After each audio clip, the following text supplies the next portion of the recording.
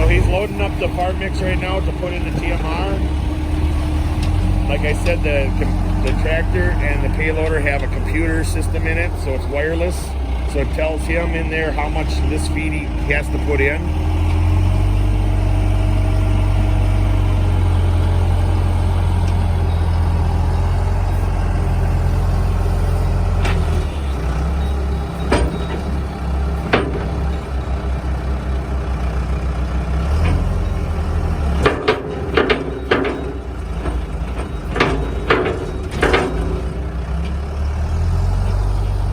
So he's done putting the first ingredient in, and he advances it in the computer.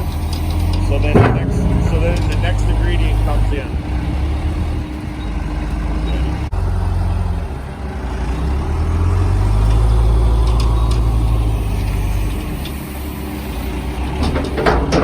Now he's going on to the next ingredient.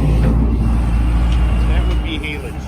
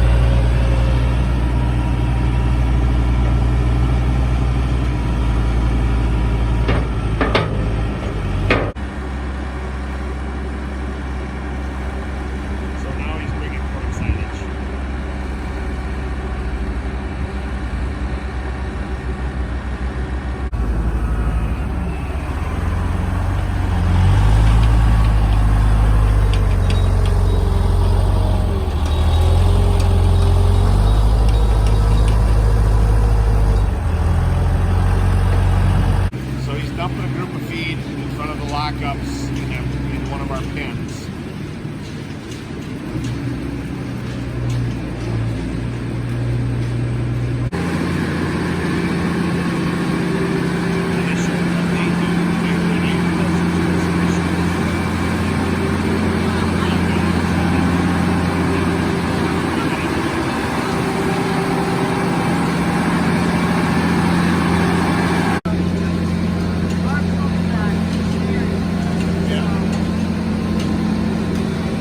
Like, how many cows do you milk?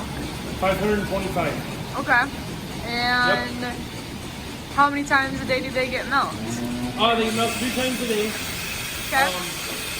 Roughly at the same time every day, because the groups come in at the same time, about 8 hours apart. They come in, they get cleaned, and they get checked for any abnormality milk, so you are producing the highest quality product you can, and then they get attached, as you see there.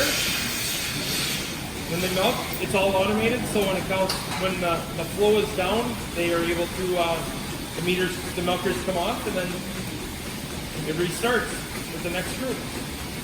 Does it cause any pain for the cows? No, it's, that's what a dairy cow is meant to do. That's why we milk them 3 times a day too, to make sure they don't ever get too full. And we also make sure we do a really good job cleaning them so they don't have any infection or don't create any issues that way. We milk 20 cows at a time. There's 10 on each side, and yeah, roughly they come up to the parlor for about an hour total with their entire group, and it takes about 5 to 6 minutes for a cow from the time she gets in to the time she's done milking. Where does all the milk go? Into the bulk tanks, right down there. They hold 3,000 gallons apiece. We have 2 of them, and they pick up milk every day for sure, if not 2 times a day.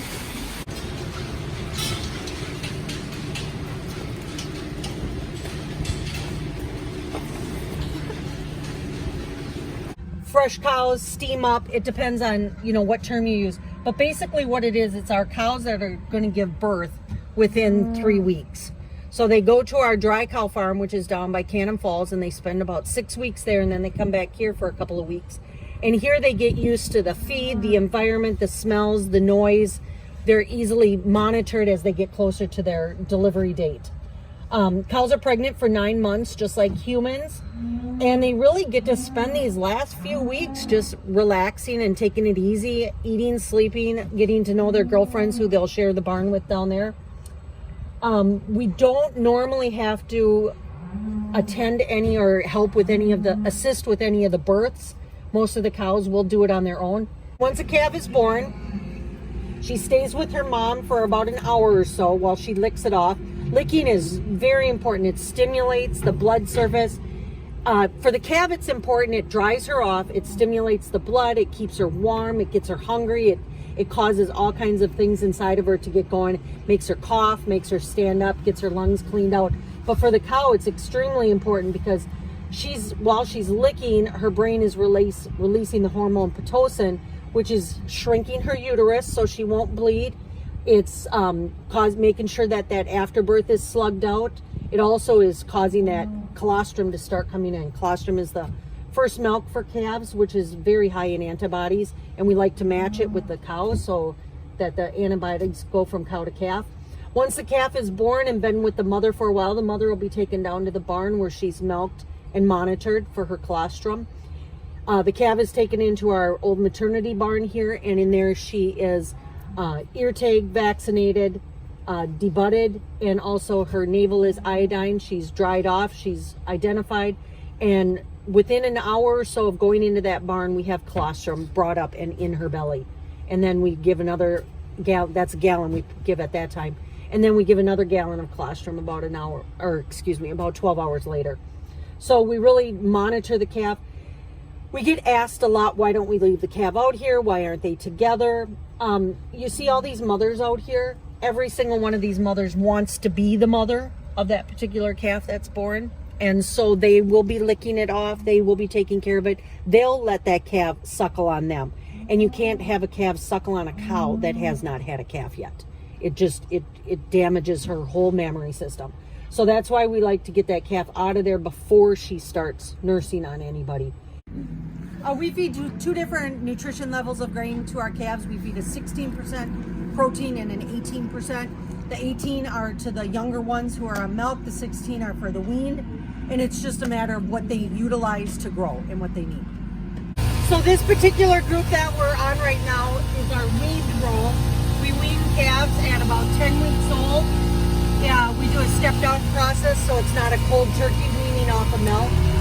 Once they're completely off milk and they're only on water and grain, we buddy them up. As you can see, we kind of combine the huts together.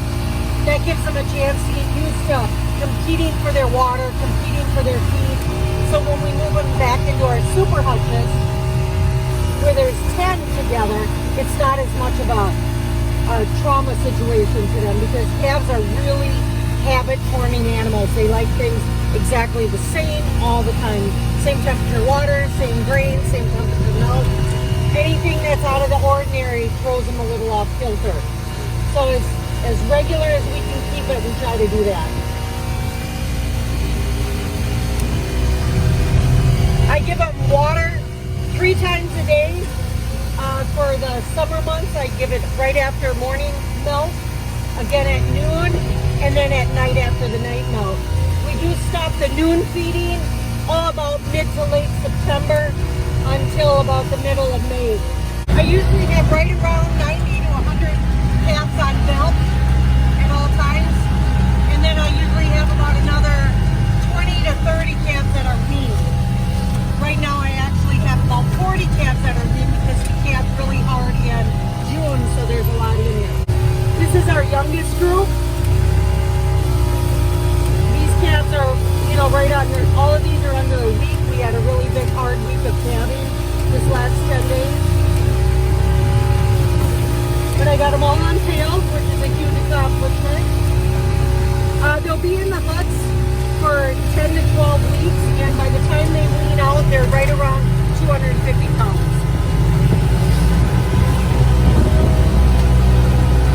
They don't drink as much water at a given time as they eat milk, so I really put according to how much I know they're going to drink.